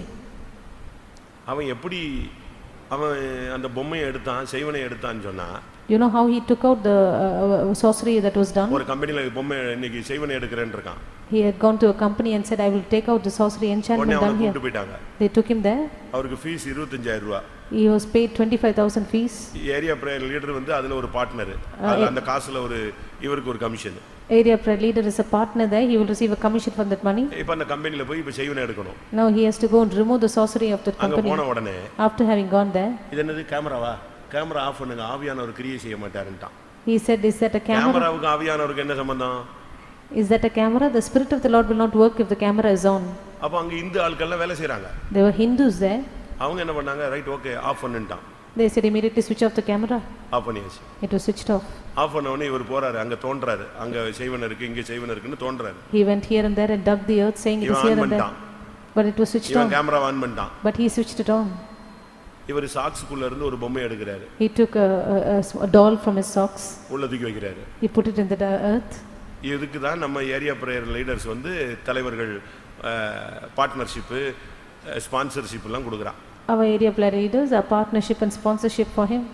மனைவி புருஷனும் மனைவி என்கிட்ட வந்தாங்க. The husband and wife came to me. ஏன்னா அன்னைக்கு நைட்டே நான் பெங்களூர்ல இருந்து மீட்டிங் முடிச்சு போயிட்டு இருந்தேன். I was returning from Bangalore after a meeting that night. அப்பவே எனக்கு ரிப்போர்ட் வந்துச்சு. I received a call on this matter. அங்கேயே நான் எல்லாம் என்கொயரி பண்ணி கேதர் பண்ணிட்டே வந்தேன். I was gathering information about all this. Night centre பாஸ்டர்ட்ட வண்டியிலே பேசினேன். That night on the way I was speaking to the center pastor. அன்னைக்கு நைட்டே அனௌன்ஸ் பண்ணிட்டோம், சபையை விட்டு எக்ஸ்கம்யூனிகேட் பண்ணிட்டோம். That night he was announced to be excommunicated out of the church. இப்படி ஒரு ஆள் சபைக்கே தேவையில்லை. We do not need such a person in the church. அடுத்த நாள் புருஷனும் மனைவியும் என் ரூம்ல வந்து உட்கார்ந்தாங்க. Very next day the husband and wife came to my room. நான் சொன்னேன், நீ ஏரியா பிரேயர் லீடர்ல இதை பேசினாயா? I asked him, did you speak this in the area prayer? உடனே மனைவி சொல்லுது, நானும் டெய்லி கூட தான் போனேன், ஒரு இடத்துல கூட அவர் பேசல. The wife immediately said, I accompanied him every day, he never spoke this word anywhere. நீ கொஞ்ச நேரம் வாயை மூடு, நான் இப்ப புருஷன்ட்ட பேசுறேன், ஏய் நீ பேசுனியா இல்லையா? I asked her to keep her mouth shut and I want to speak to the பதிலே husband. இல்ல. He was silent. போதுமா உண்மை என்ன? What is the truth? நம்ம என்ன பண்றோம்? What are we doing? இதெல்லாம் அப்சலோமின் spirit. This is the spirit of Absalom. நயவசனம். Enticement. சிரிக்கிறது, பேசுறது, To smile and laugh. உடனே முத்தம் கொடுக்கிறது, To give a kiss. அப்படி கட்டி பிடிச்சிக்கிறது. We will embrace. எதுக்கு? What for? காஃபிக்காக, சோத்துக்காகவா? எதுக்கு? Whether it is for a coffee or for food, what for? ஆறாம் வசனம். Verse 6. 2 சாமுவேல் 15:6. இந்த பிரகாரம் 5:6. எவனாகிலும் ஒருவன் அவனை வணங்க வரும்போது அவன் தன் கையை நீட்டி அவனை தழுவி முத்தம் செய்வான். இந்த பிரகாரமாக அப்சலோம் ராஜாவினிடத்தில் நியாயத்திற்காக வரும் இஸ்ரவேலருக்கெல்லாம் செய்து இஸ்ரவேல் மனுஷருடைய இருதயத்தை கவர்ந்து கொண்டான். மற்றவங்களை வந்து மனுஷிகமா நம்ம கவரவே கூடாது. We should not humanly try to steal the hearts of others. ஆவிக்குரிய ஜீவியத்துல தான் நம்ம இருக்கணும். We only have to be spiritual in our spiritual life. ராஜா ஆகணும்னு ஆசை. He wanted to be the king. கடைசில ராஜா ஆயிட்டான். Finally he was the king. ஆனா அவன் செஞ்ச தப்பெல்லாம் நான் இப்போ சபையில சொல்ல முடியாது. But I cannot openly tell all the mistakes that he committed. 2 சாமுவேல்ல நீங்க போய் படிச்சு பாருங்க. If you read through 2 Samuel, நிலவரம் என்ன? what was the state now? தன் தாயின் மறுமனையாட்டிகளோடு தவறு செய்தான். He committed error with the concubines of his mother. வாழ்க்கையில பெரிய வீழ்ச்சியை கொண்டு வந்தது. That brought a great fall in his life. நீங்க பைபிள் படிச்சு பாத்தீங்கன்னா, if you read through the Bible, 2 Samuel 18 வாசி. 2 Samuel chapter 18 verse 18. அப்சலோம் உயிரோடு இருக்கையில் என் பெயரை நினைக்க பண்ணும்படியாக எனக்கு குமாரன் இல்லை என்று சொல்லி ராஜாவின் பள்ளத்தாக்கிலே தனக்கென்று ஒரு தூணை நிறுத்தி அந்த தூணுக்கு தன் பெயரை தரித்திருந்தான். அவனுக்கு என்ன கிடையாது? Now what is not there for him? யார் கிடையாது? What is not there? குமாரன் இல்லை. No son. ஜெயஜீவே இராது. There's no victorious life. சபையில விசுவாசியா இருப்பீங்க. You might be a believer of the church. உங்களுக்குள்ள பகையும் உங்களுக்குள்ள ஜென்ம சுபாவமும் தேவனோடு ஐக்கியம், பரிசுத்தவான்களோட ஐக்கியம் இவைகளெல்லாம் இல்ல, ஒரு நயவசனிப்பா நீங்க இந்த சர்ச்சில் இருந்தீங்கன்னா உங்களுக்கு குமாரன் இருக்க மாட்டான். If there is no you have a hatred in you, and if you have no fellowship with God and with the saints, you have no son. உனக்கு ஜெயஜீவன் கிடைக்காது. You have no victorious life. அவனுக்கு குமாரன் இல்லை. He has no son. ஆனா ராஜாவாகணும்னு ஆசை ராஜாவாயாச்சு. இப்போ அவனுக்கு பின்னால ஆள்றதுக்கு ஆள் இல்லையே. Now he had the desire to be the king. He has become the king, but there's no one to follow him in rule. என்ன பிரயோஜனம்? What is the profit? இவ்வளவு கஷ்டப்பட்டு ராஜாவாயிட்டு அவன் கடைசில பைபிள் சொல்லுகிறது அவனுக்கு குமாரன் இல்லை. With so much of difficulty he became the king, but there was no son, the Bible says. அவன் தனக்கென்று ஒரு தூணை, ஒரு சிலையை வச்சிட்டு வந்தான். He set up a pillow for himself. கடைசில அவனுடைய வாழ்க்கை எப்படி இருந்தது? Finally how was his life? சுத்தி கடைசில எந்த ராஜாவுடைய தாவீதினுடைய முகத்துல முத்தம் கொடுத்தானோ அவனுக்கு ஆப்போசிட்டாவே மாறிட்டான். He was wandering here and there, and finally the face of the king whom he kissed, he became contrary to him. தகப்பனுக்கு விரோதமாகவே எழும்பி விட்டான். He rose up against his own father. சுத்தி தாவீதுக்கு விரோதமாகவே அவன் யுத்தத்தை தொடங்கினான். Circumlocuting, finally he started war against David. எப்படி இருக்கும்னு யோசிச்சு பாருங்க. How would that be? ஒரு இன்சிடென்ட் தான். Just one நான் incident. திரும்ப இந்த பாயிண்ட்க்கு தான் நான் வரேன். I return to the same ஒரு point. சம்பவம் அவனை கேசூருக்கு ஓடி போக வைத்தது, ஒரு பெரிய வயலை கொளுத்த வைத்தது, திருப்பி ஜனங்களை இழுக்க வைத்தது. அதுக்கு பிறகு அவனுடைய வாழ்க்கையில கொஞ்சம் கொஞ்சமா ஜெய ஜீவியத்தை இழக்க வைத்தது. One incident made him flee back to Geshur, made him entice the people, made him lose his son. Finally he was lost of anything. இப்ப நிலவரம் என்ன? Now what is the state? யுத்தத்துல கர்வாலி மரத்துல தொங்கினான். In the battle he was hanging in the oak tree. எப்படி இருக்கும்? How would that be? நீங்க யோசிச்சு பாருங்க. Just imagine. நீ மறைவில் செய்த குற்றம் வெளியரங்கமாக உனக்கு பாதிப்பை கொண்டு வரும். Your secret sins will outwardly bring you a great harm. தேவன் எல்லாவற்றையும் காண்கிறார். God is watching everything. நீங்க யோசிச்சு பாருங்க. You can imagine for one. அவன் ஒரு கோவேறு கழுதை மேல வந்துகிட்டு இருந்தான். He was riding upon a mule. தலை முடி, his hair, அவனுக்கு ஹேர் ஸ்டைல் தான் ரொம்ப முக்கியம். his hairstyle was very important for him. அதை போட்டு இழுத்துக்கிட்டே இருக்கிற ஆளுங்க எல்லாம் நம்ம ஆளுங்க இருக்கான். There are people who keep on combing their hair. நம்ம ஆளுங்க கூட கலர்லாம் போடுறாங்க. Our people are also dyeing their hair. அப்படிதானே? Isn't that true? முந்தி வந்து கருப்பு மட்டும் தான் அடிச்சிட்டு இருந்தாங்க. Olden days they were only dyeing it black. இப்போ என்ன வெவ்வேறு கலர்லாம் புதுசா வந்துருச்சு. There are so many new colors which have come. பண்றீங்களா? Are you also doing நீ that? எங்க இருக்கிற? பெண்டிகாஸ்ட்ல இருக்கறியா? எங்க இருக்கிற? Are you in Pentecost or where are you? இப்போ அந்த முடி என்ன நடந்தது? Now what happened to his hair? கர்வாலி மரத்துல தொங்கிடுச்சு. It got caught in the oak tree. தூக்கி தொங்க விட்டுருச்சு. It made him hang on அவனால the. வெளியே எடுத்துட்டு தலையை சிக்க தட்டி எடுத்துட்டு வெளியே வர முடியல. He could not remove his hair from being entangled. அதுக்குள்ள யோவாப் வந்துட்டான். Before that Joab was there. சுத்தி நின்னு அடிச்சான். 10 பேர் நின்னு அடிச்சாங்க. There were 10 people around him which smote him. 10 மறுமனையாட்டிகளோடு பாவம் செஞ்சான். 10 பேர் அடிச்சாங்கன்னு பாஸ்டர் டிவி சொல்லுவாரு. Pastor T used to say he sinned with 10 concubines. There 10 people smote him. தன் தகப்பனுடைய 10 மறுமனையாட்டியோடு பாவம் செஞ்சதுக்கு அடையாளமாக 10 பேர் சுத்தி நின்னு அடிச்சு சாகடிச்சாங்க. As a sign of the 10 concubines he sinned with, there were 10 people who stood around him and smote him to death. மறைமுகத்தில் செய்தது வெளியரங்கமாக அடி விழுந்தது. What he did in secret was smitten openly. அப்சலோமுடைய முடிவு உங்களுக்கு எவ்வளவு கஷ்டமானது? What a great difficulty is the end of Absalom. அவனுக்காக தாவீது அழுதான். David he cried for him. தாவீது அழுதான். He lamented for him. எவ்வளவு நிர்பந்தமான ஒரு நிலவரம். What a miserable state. அழகான ஒரு பிள்ளைவன். He was a handsome boy. ஆக்சுவலா சாலமோனுக்கு இந்த போஸ்டிங் கிடையாது. Solomon did not have this posting. இந்த போஸ்டுக்கு ராஜாவா வர்றதுக்கு சாலமோனுக்கு எந்த தகுதியும் கிடையாது. Solomon was never qualified as a king. ஒரு அழகும் கிடையாது, ஒரு மண்ணும் கிடையாது. He had no beauty, nothing. எல்லா இது அருமையான சான்ஸ் யார் ஒரு ஆளுக்கு தான் இருந்துச்சு. All these chances belonged to only one person. To whom? அப்சலோமுக்கு தான் இருந்துச்சு. Only for Absalom. அம்னோனுக்கு இருந்துச்சு, புத்தி கெட்டு செத்துட்டான். Amnon had it, but his mind was spoiled. He died. Absalom தான் அந்த சான்ஸ்க்கு உள்ள ஆளு. Absalom had this chance. அதனால தான் அப்சலோமுக்காக தாவீது அழுகுறான், புலம்புறான். நான் செத்து நீ புலச்சிருக்கலாம்டேங்க. David weeps and laments for Absalom. He says, I should have died and you should have been alive. எவ்வளவு நல்லா இருக்கும், நீ உயிரோட இருந்திருக்கலாமே, ஆட்சியாத ஆளுக செஞ்சிருக்கலாமே. If I would have died and you were alive, you could have at least ruled. எல்லாரும் கண்களை மூடுவோம். Let us all close our eyes. ஒரு சம்பவம் One incident. தகப்பனை விட்டு பிரிச்சிருச்சு, தேசத்தை விட்டு பிரிச்சிருச்சு, தேவனை விட்டு பிரிச்சிருச்சு, இந்த உலகத்தை விட்டே பிரிச்சிருச்சு. One incident separated him from his father, from the land, from God and from this world also. ஏதாவது ஒரு சம்பவம் உங்களுக்குள்ள கிடந்து கசப்பையும் வைராக்கியத்தையும் வேகத்தையும் கோபத்தையும் உண்டாக்கி ஜபத்தை விட்டு பரிசுத்தத்தை விட்டு தெய்வீகத்தை விட்டு பரிசுத்தவாங்களுடைய ஐக்கியத்தை விட்டு கொஞ்சம் கொஞ்சமாக சபையை விட்டு பரலோகத்தை விட்டு உன்னை பிரித்து விடும். Is there any incident which is rolling within you which should separate you from divinity, from God, from prayer, from the saints and finally from this world too? குமாரன் இல்லை. No son.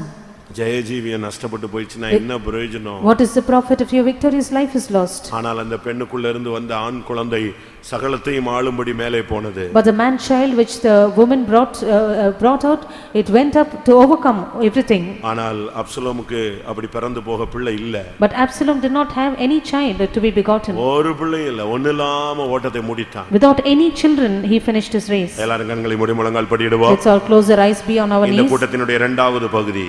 The second part of this meeting. Absalom. சமாதானம்னு பேர் இருந்தது, சமாதானமே அவனுடைய வாழ்க்கையில் முடிவில் இல்லாமல் போய்விட்டது. His name was peace, but there was no peace in his life at the end of his life. கேரக்டரை மாத்துங்க. Change your character. வருஷங்கள் போய்க்கொண்டே இருக்கு. Years are rolling by. கோபத்திலேயும் வேகத்திலேயும் நாட்கள் போக வேண்டாம். Let not your days go in anger and hastiness. கிருபையிலேயும் அபிஷேகத்திலேயும் வருஷங்கள் போகட்டும். Let your years roll by with grace and anointing. ஜெபத்திலேயும் உபவாசத்திலேயும் வருஷங்கள் போகட்டும். Let your years go in prayer and fasting. தாழ்மையிலேயும் அன்பிலேயும் நாட்கள் போகட்டும். Let your days go on with humility and love. ஜெய ஜெயம் இல்லாமல் ஓட்டத்தை முடிச்சிராதீங்க. Without an overcoming life, do not finish the course of your life. எல்லாரும் கொஞ்ச நேரம் கண்களை மூடி முழங்கால் படிடுங்க. For a short while, let us all close our eyes, be on our knees. உங்களுக்குள்ள இந்த வசனங்களின் அடிப்படையில் என்ன குறை இருக்கிறது என்று ஆவியானவர் உங்களுக்கு சுட்டி காட்டுகிறாரோ அதை இன்றைக்கு மாலையிலே பலிபீடத்தில் வையுங்கள். Which is the Spirit of the Lord is pointing out to you, which is a shortfall that is in you, on the basis of this word of God, place it on the altar this evening time. 20 வருஷத்துக்கு முன்ன 30 வருஷத்துக்கு முன்னால உள்ள ஏதோ ஒரு சம்பவத்தை வச்சுக்கிட்டு நம்முடைய வாழ்க்கையை தெய்வீகத்தை நாம் கெடுத்துற வேண்டாம். Let us not spoil our life, our divinity, because of some incident which took place 20 years or 30 years back. 2 வருஷம் 4 வருஷம் பழைய கதைகளை எடுக்க வேண்டாம். Let us not return the old stories saying 2 years and 4 years. கர்த்தர் நம்மோடு இருக்கிறார். God is with us. தேவன் நம் பட்சத்தில் இருந்தால் நமக்கு விரோதமாய் இருப்பவன் யார்? If God is on our side, who can stand against us? ஒரே ஒரு இன்சிடென்ட் அவனுடைய வாழ்க்கையை கொஞ்சம் கொஞ்சமா நஷ்டப்படுத்தி கொண்டே வந்தது. Only one incident, little by little, brought a loss in his life. அவனை பகைஞனாய் மாற்றினது. Made him had enmity. அவனை கொலைகாரனாய் மாற்றினது. Made him a murderer. அவனை மறுபடியும் கேசூருக்கு ஓடி போக வைத்தது. Made him flee back to Gesher. அநேகருடைய விளைச்சலை எரிக்க வைத்தது. Made him burn the harvest of many. மனுஷரை பிரியப்படுத்துகிறவனாய் மாறினான். Made him a man pleaser. முகஸ்துதியை விரும்பினான். He desired for superfluous. நயவசனிப்புள்ளவனாய் மாறினான். He was a man of enticement. தகப்பனை துரத்தினான். Finally he drove his father out. அருவருப்புகளுக்கு இடம் கொடுத்தான். He gave him அருவருப்புகளுக்கு இடம் He gave கொடுத்தான். into abominations. அவனுடைய வாழ்க்கையில் தோல்வி உச்சகட்டத்துக்கு வந்தது. He came to the summit of defeat in his life. இப்பொழுது அவனுக்கு குமாரன் இல்லை. Now he has no son. அநாதியாய் தொங்கினான். He hung as an orphan. அநாதையாக தொங்கினான். He was hanging as an orphan. யாரும் அவனுக்கு சப்போர்ட் பண்ண முடியல. No one could support him. அங்கேயே அடிபட்டு செத்தான். There he was smitten to death. நிர்பந்தமான முடிவு நமக்கு வர வேண்டாம். Let us not have this wretched and miserable end. ஜட்ஜ்மென்ட்டை நோக்கி நாம் போக வேண்டாம். Let us not head towards judgment. கிருபாசனத்தை நோக்கி போவோம். Let us run through the throne of grace. பட்டயத்தை நோக்கி போக வேண்டாம். Let us not head towards the sword. இரக்கத்தை நோக்கி போவோம். Let us run towards grace and mercy.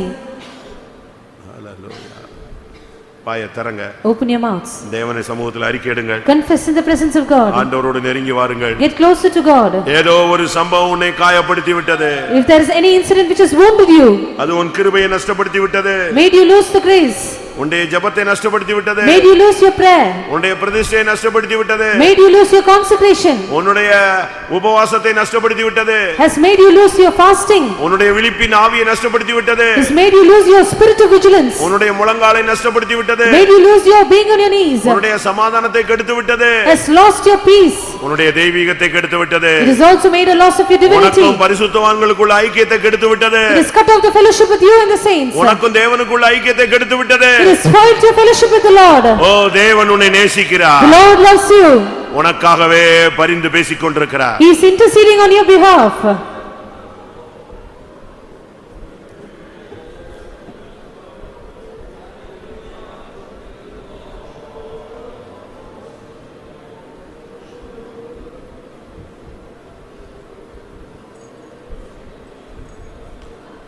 ஹல்லேலூயா ஹல்லேலூயா. முடிஞ்சா கண்ணை மூடுங்க, முடிஞ்சா முழங்கால் போடுங்க, முடிஞ்சா தேவ சமூகத்தில் நெருங்கி வாருங்கள். இருதயம் குத்தப்பட்டால், ஆண்டவரே இந்த இடத்துல இந்த இன்சிடென்ட்ல இருந்து நான் கெட்டு போயிட்டேன் சுவாமி, என்னை மன்னிச்சிருங்க, என்னுடைய பேச்சு சரியில்லை, என்னுடைய நடவடிக்கை எல்லாம் நீங்களே சொல்லி நீங்களே தேவனோடு நெருங்கி வாருங்கள்.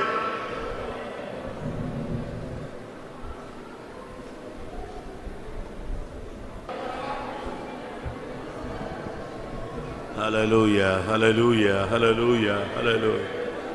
ஆமென். இது அறிக்கையின் நேரம். உங்களுக்குள் உங்களுடைய இருதயத்தின் தன்மையை நீங்கள் உணர்ந்து சரிப்படுத்த விரும்பினால், அப்சலோமின் இந்த சம்பவங்கள் ஏதாவது உங்களுக்குள் இருந்து உங்களை தீட்டுப்படுத்தியிருக்கிறது நீங்கள் உணர்ந்தால் எழும்பி அறிக்கையிடலாம்.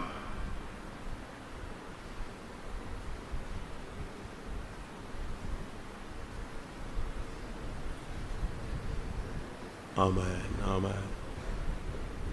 அறிக்கை சொல்லிட்டீங்கன்னா நீங்க உட்காருங்க, முழங்கால் படியிடுங்க, கர்த்தருடைய வல்லமைக்காய் காத்திருக்கலாம். ஆமென் ஜீசஸ்.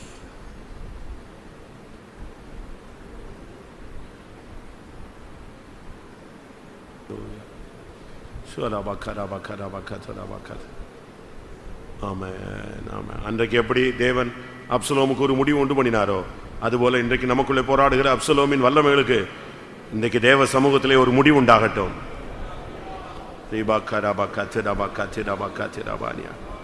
அந்த ஆவி, அந்த அழகுபடுத்தும் ஆவி, அந்த பகையின் ஆவி,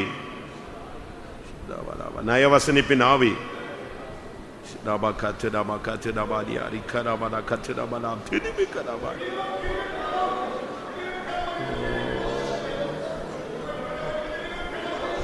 ஆமென், ஹல்லேலூயா.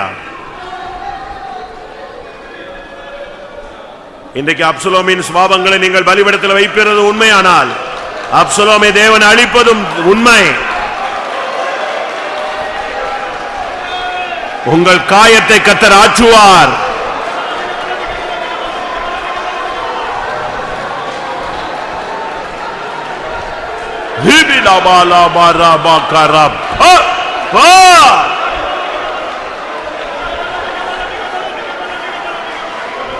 ஆமா, நான் ஓப்பனா சொல்றேன், சில சம்பவங்கள் என் மனசு விட்டு போக மாட்டேக்கு, என் இருதய விட்டு போக மாட்டேக்கு, என் தரிசனத்தை விட்டு போக மாட்டேக்குது. அப்படி சொல்றவங்க எத்தனை பேர்? இன்றைக்கு கர்த்தர் அதை மாற்ற வல்லமை உள்ளவர். ஆமென். கர்த்தர் இன்றைக்கு உனக்கு ஒரு கிருபை தருவார், ஒரு அபிஷேகம் தருவார். ஹல்லேலூயா. சிலுவை ரத்தம் உனக்கு ஒரு விடுதலை தரும்.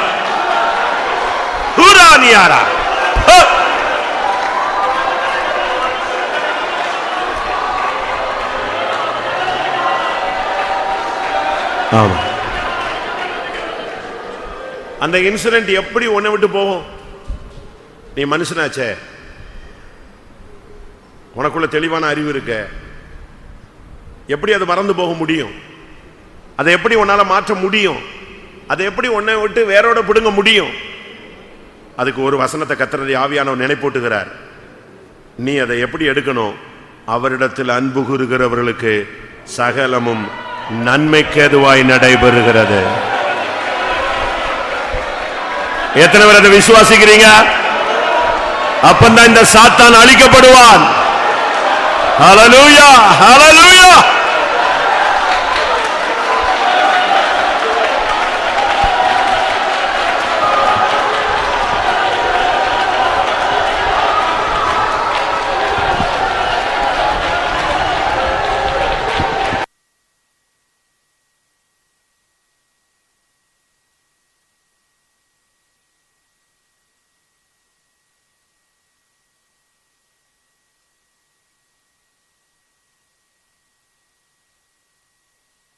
ஆமென். தேவன் அறியாமல் உனக்கு ஒன்றும் சம்பவித்தது இல்லை, சம்பவிக்க போகிறதும் இல்லை. தேவன் அறியாமல் உன் தலையிலிருந்து ஒரு முடி கூட கீழே விழாது. அது தோல்வியோ ஜெயமோ நீ விசுவாசிப்பாயாக. இன்றைக்கு அப்சலோமின் ஆவி முற்றிலுமாய் சபையை விட்டு அகற்றப்பட வேண்டும்.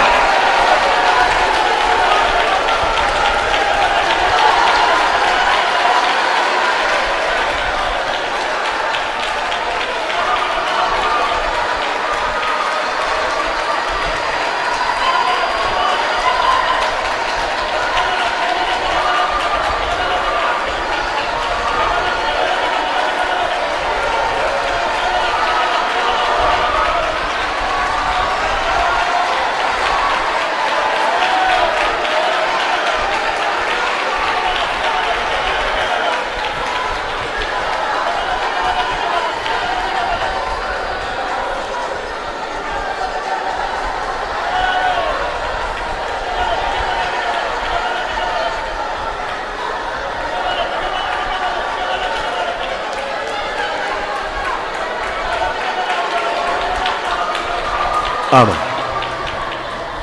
ஒரு 5 நிமிஷம் எல்லாரும் முழங்கால் படிடுவோம். இது சுத்திரி கூட்டத்தினுடைய கடைசி போர்ஷனாக இருக்கு.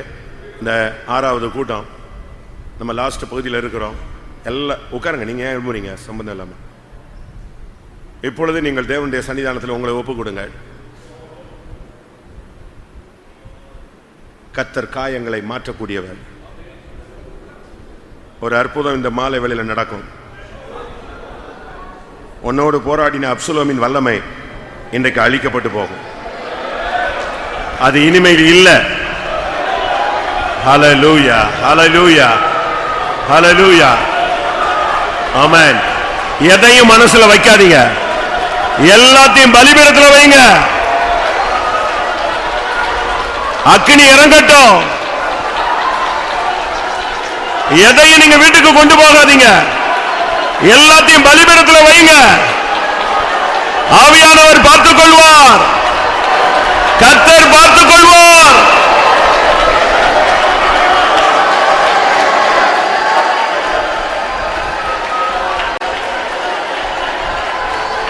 Amen, amen, amen, amen, amen, amen, amen, amen. Shudabala karania.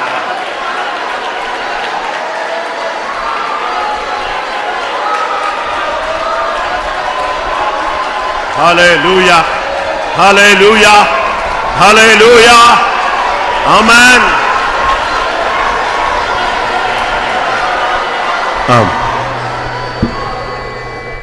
அபிஷேகம் பெற்றவங்க உள்ள கொஞ்சம் ஆவியான ஒரு இடம் கொடுங்க, கதவை திறங்க, உங்களுக்குள்ள இடம் கொடுங்க.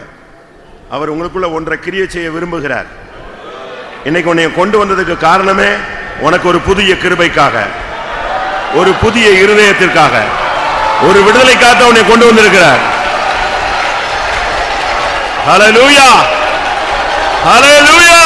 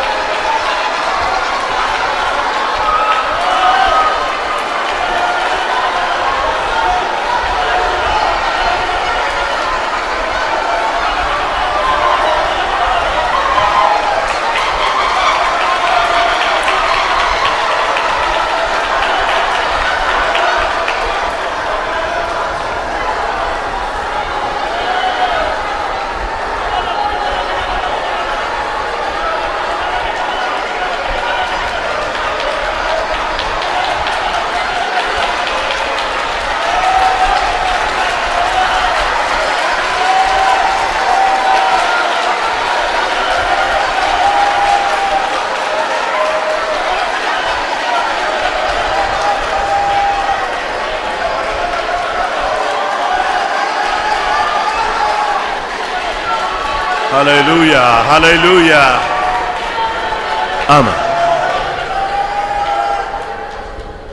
நான் மறுபடியும் சொல்றேன், எனக்கு இந்த கூட்டம் நடத்தினா அறகுறையா விட்டுட்டு போறது எனக்கு பிடிக்கிறதே கிடையாது.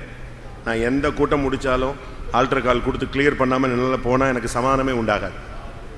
கர்த்தர் இன்னைக்கு உன்னோடு பேசியிருக்கிறார். ஏதோ ஒரு இன்சிடென்ட் உன் வாழ்க்கையை சுத்தமாக திருப்பி விட்டுடுச்சு. அதுலேருந்து உன் ஜெபம் போயிடுச்சு, உனக்கு ஜெபம் அன்பு இல்லை, உனக்கு தெய்வீகம் இல்லை, உனக்கு பிரதிஷ்டை போயிடுச்சு. ஒன்று ஒன்றா பிசாசு ஒன்று பிடிங்கிட்டான். ஆனால் இன்னைக்கு கர்த்தர் உன்னை நேசிக்கிறார். அந்த இன்சிடென்ட்டை இன்னைக்கு பலிபீடத்தில் வச்சிடுற.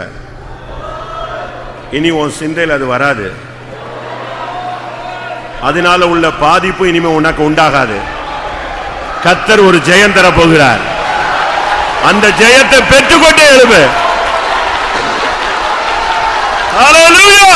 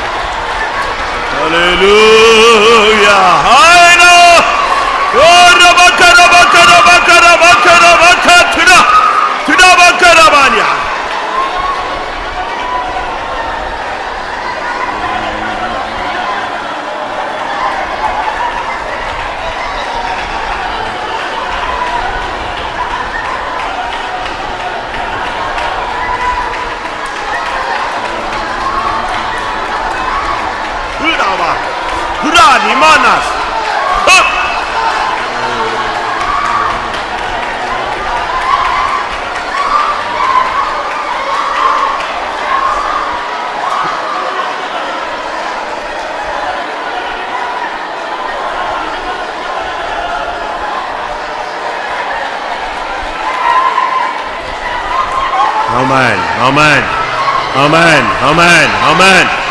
ஆவியானவர் கொடி ஏற்றுகிறார், ஆவியானவர் கொடி ஏற்றுகிறார்.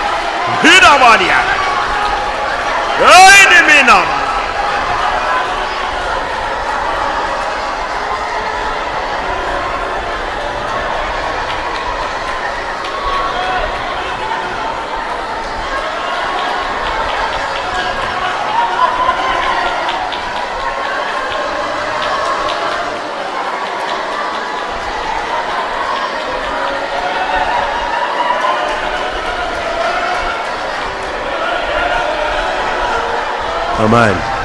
என்றென்றுமாக என் கிருபை காட்ட கொண்டேன் உன்னை இம்மண்ணில் பிரித்து.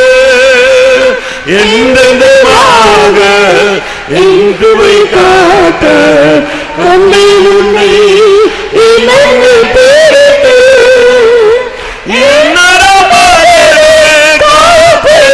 உன்னை நான்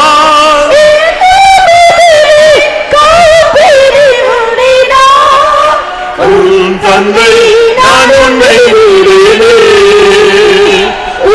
தந்தை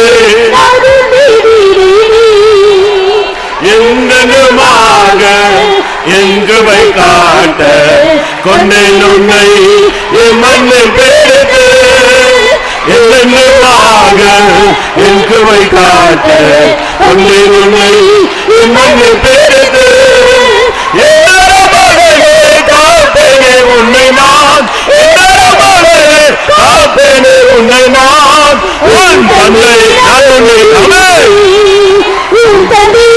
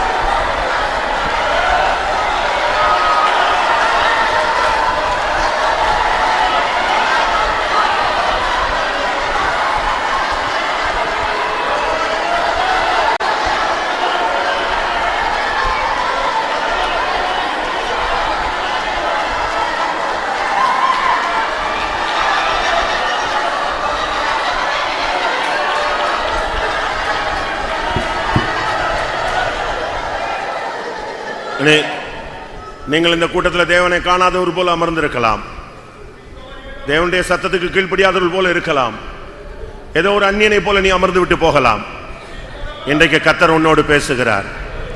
நான் உன்னை விட மாட்டேன், என் கரம் உன்னை விடாது, என் கரம் உன்மேல் பாரமாய் இருக்கும்.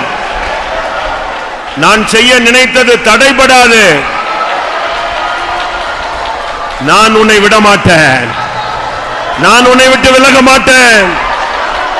நான் உன்னில் கொண்ட நோக்கத்தை நிறைவேற்றியே தீருவேன்.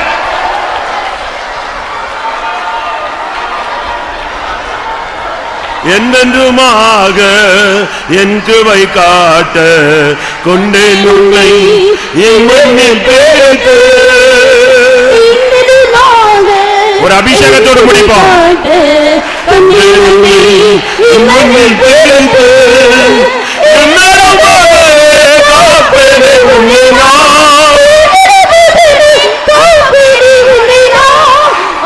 தந்தை நான் உன்னை விடுமே. அமேன்.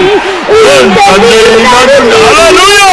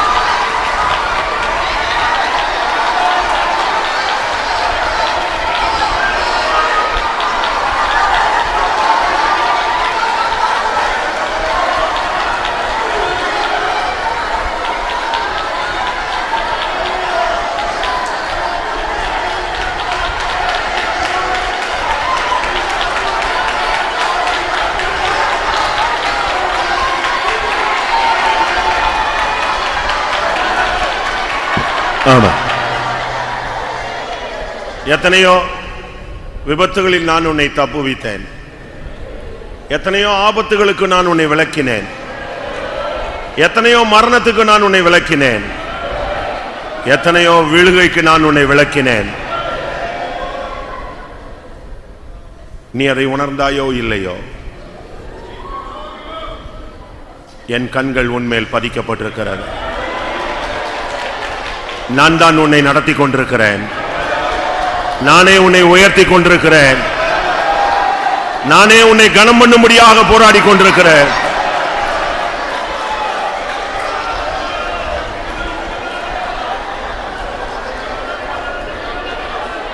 நான் உன்னை மறந்து விடவில்லை. நான் உன்னை வெறுத்து விடவில்லை. இஸ்ரவேலே, நான் உன்னில் மகிமைப்படுவேன்.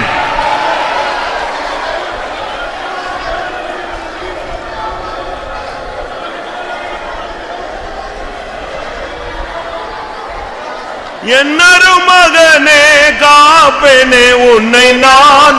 என்னரு மகளே காப்பேனே உன்னை நான். உன் தந்தை நான் உன்னை விடனே.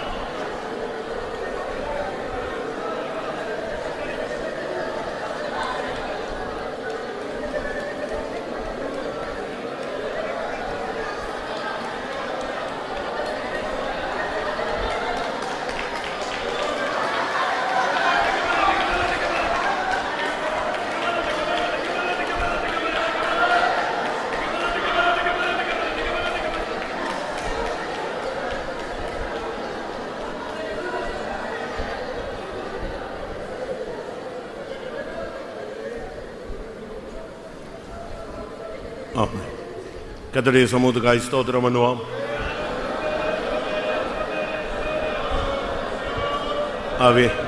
ஆவியானுடைய அசைவாடுதலுக்காய் ஸ்தோத்திரம் பண்ணுவோம். இந்த 6வது கூட்டத்தையும் கர்த்தர் பொறுப்படுத்தபடினாலே ஸ்தோத்திரம் பண்ணுவோம். மீதி உள்ள கூட்டங்களை தெய்வம் பொறுப்படுத்த முடியாது ஸ்தோத்திரம் பண்ணுவோம். முழு சபையும் கர்த்தர் பரிசுத்தமாக்க முடியாது ஸ்தோத்திரம் பண்ணுவோம். கிறிஸ்துவின் நாளுக்கென்று தகுதிப்படுத்த முடியாது ஸ்தோத்திரம் பண்ணுவோம். எல்லா மகிமையும் அவருக்கே செலுத்தி ஸ்தோத்திரம் பண்ணுவோம். எங்களை நேசிக்கிற நல்ல ஆண்டவரே, ஆசீர்வதிக்கப்பட்ட மகிமையின் சமூகத்துக்கு அன்னையோடும் ஸ்தோத்திரிக்கிற ஆண்டவரே, இந்த 3 நாள் கூட்டங்களெல்லாம் ஆவியானோட வல்லமை வெளிப்பட்டதுக்காக ஸ்தோத்திரம் ஆண்டவர். ஆவியானோட மகிமை எங்களிடத்தில் வெளிப்பட்ட தயவுக்காக ஸ்தோத்திரம் ஆண்டவரே. நீர் எங்களோடு பேசினதா நம்முடைய கிருபையில வார்த்தைகளுக்காய் கிருபையில வசனங்களுக்காய் நன்றியோடு ஸ்தோத்திரிக்கிறோம். எங்களை சுத்தி இருக்க முடியாது, பரிசுத்தமாக்க முடியாது, எங்களை நேசத்துக்காய் நன்றியோடு ஸ்தோத்திரிக்கிறேங்க தாவே. இந்த நாளிலும் கூட எங்களோடு பேசினீரே கத்தாவே.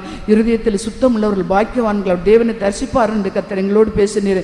எங்களுடைய இருதயத்தில் கத்தாவே ஆண்டவரை நீர் விரும்புகிற ஒரு பரிசுத்தத்தை சுத்த ஜீவித்தை எங்களுக்குள்ள கட்டிட முடியாது வேண்டிக்கிறோம் கத்தாவே.